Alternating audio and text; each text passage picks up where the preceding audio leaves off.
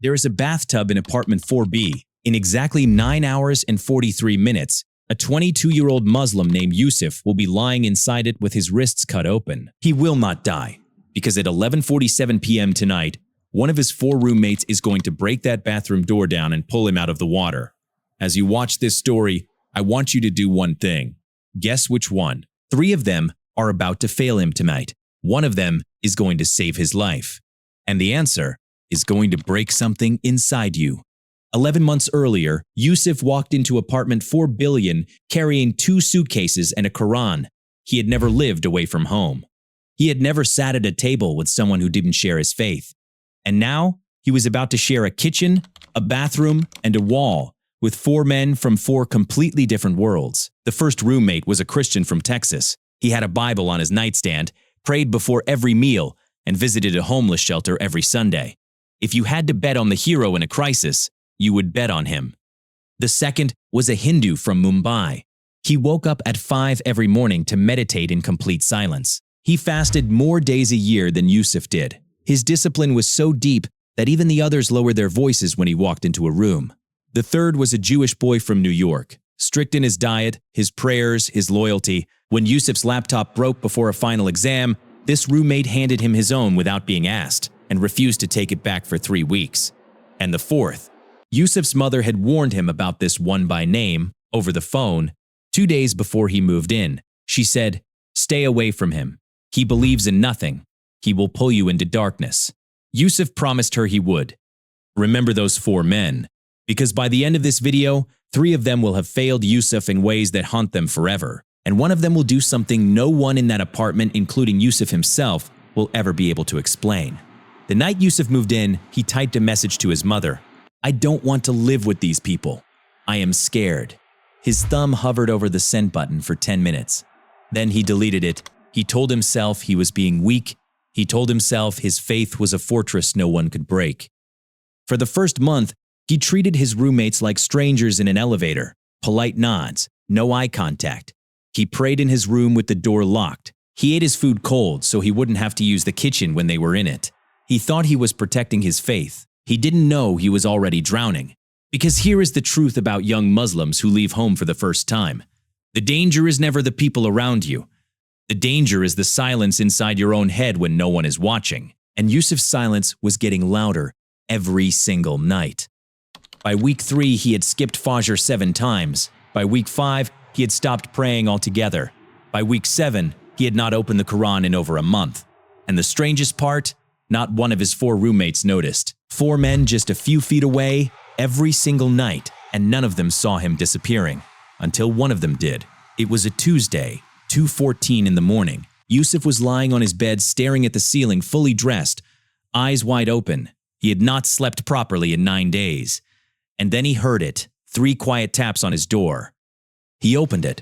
One of his 4 roommates was standing there, holding 2 cups of tea. The roommate did not say a single word about religion.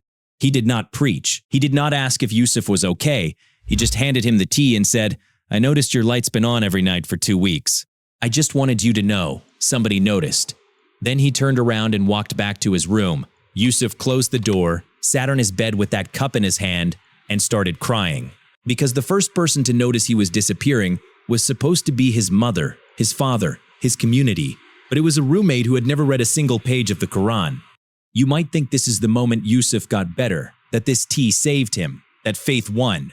This is what every Islamic story would do here. Tie a perfect bow around this moment and walk away. But this story does not work like that. Yusuf did not get better. He got much, much worse. And the same roommate who brought him that tea is one of the 3 who will fail him on the night of the bathtub.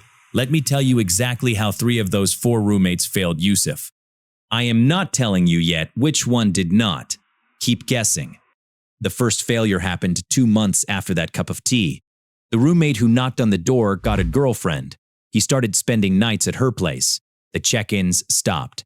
The quiet knocks at 2 a.m. stopped completely. He was not a bad person. He was a young man in love. But Yusuf, sitting alone in his room, took that absence as proof that he did not matter. The one person who had noticed him had forgotten him within 60 days. The second failure was quieter, but somehow worse. Another roommate actually saw the signs. He noticed Yusuf eating less, laughing less, his eyes going dark and empty. But he had been raised in a culture that treated privacy as sacred.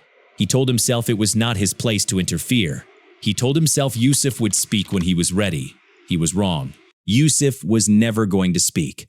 He would spend the rest of his life replaying every moment he could have knocked, and didn't. The third failure came from the most loving man in the apartment. This roommate adored Yusuf like a brother, but his grandmother was dying of cancer back home. He had 2 part-time jobs and medical school exams. Every time Yusuf tried to start a conversation, he was rushing somewhere. He always said, "Tomorrow, Yusuf, let's talk tomorrow." Tomorrow never came. 3 honest believers.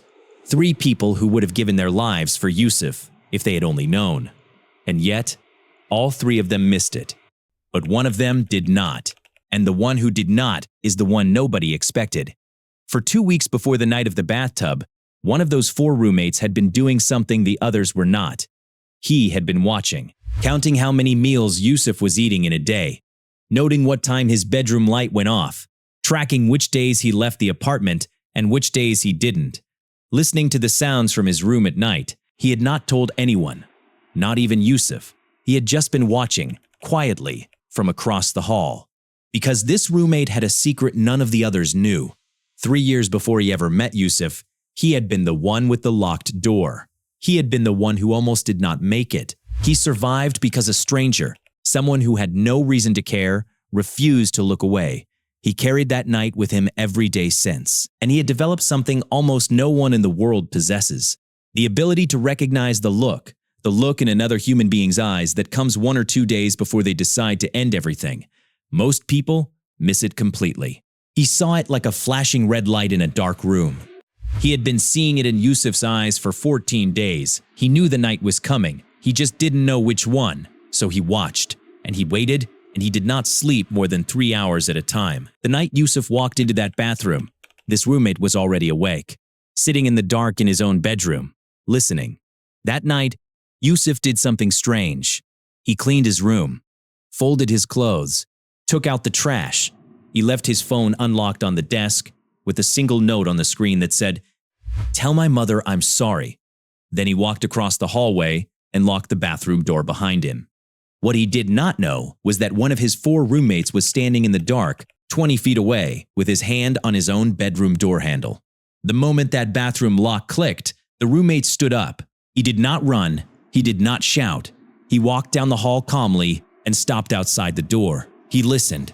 He heard water running. He heard a drawer opening. And then he heard silence. He did not knock. He kicked the door so hard the frame splintered and the hinges tore out of the wall.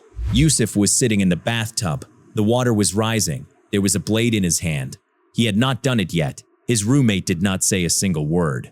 He walked over, gently took the blade out of Yusuf's hand, dropped it in the sink, and sat down on the wet bathroom floor in his clothes, and just stayed there. For 10 minutes, no one spoke. No one prayed. No one moved. Finally, Yusuf looked at the man sitting beside him on the floor, and he whispered, "Why are you here? Out of everyone in this apartment, why is it you?" The roommate looked at him for a long time before he answered. Then he said it, "Because I don't need to believe in God to believe in you. I have been you, and I promised myself that if I ever saw that look in another person's eyes, I would not look away the way the world looked away from me." It was the atheist, the one Yusuf's mother had warned him about, the one he had been told would pull him into darkness. He was the one sitting on the wet floor, holding a blade in a paper towel, refusing to leave. There is a question almost no one in our community ever asks out loud. Why did Allah, in His perfect wisdom, allow the atheist to be the one who saved a young Muslim that night? Why not the Christian who prayed every morning? Why not the Hindu whose discipline could move mountains? Why not the Jew who had given Yusuf his own laptop without being asked? Why the one who by every measure of our faith was the furthest from Allah? The answer might disturb you. Allah does not work the way we want Him to work. Allah works the way He chooses to work. The Prophet Muhammad, peace be upon him, was once asked who Allah's most beloved servants are. He did not say the ones who pray the most. He did not say the ones who fast the most. He said the ones who are the most beneficial to others. That night, in that apartment, the most beneficial human being in the building was a young man who did not believe in Allah at all. And Allah, in His infinite mercy, placed him exactly 20 feet away from a bathroom door, at exactly the right moment. We have been taught all our lives that faith makes a person good, but that is only half the truth. The other half is harder to swallow.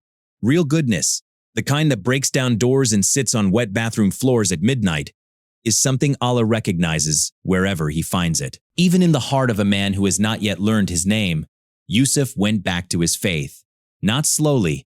The very next morning, he made wudu with shaking hands and prayed Fajr for the first time in 7 months. His forehead left a wet mark on the prayer mat from how hard he cried in sujood. He called his mother. He told her the truth. All of it. But here is the part nobody expects. Yusuf never tried to convert the atheist. Not once. He never invited him to the masjid. He never sent him Islamic videos. He never even brought up religion. Because Yusuf had learned something most Muslims spend their whole lives missing. The way to honor what that man did for him was not to change him. It was to pray for him in secret every single night for the rest of his life and to become the kind of Muslim that Allah would be proud of. 12 years later, on the night the atheist died in a car accident at age 34, his sister called Yusuf at 3 a.m. She told him the last sentence her brother spoke before the surgery he didn't survive was this: "Tell Yusuf I finally understand what he was praying for." That is between him and Allah, and no human being on earth has the right to decide. But the Prophet Muhammad, peace be upon him, taught us that Allah's mercy is wider than His anger, and that mercy reaches places we cannot see, through hands we never expected, in moments we will never fully understand. If you have built walls between yourself and people who do not share your faith, let this story break one of those walls tonight. Share this video with someone who needs to hear it. Subscribe for the next story.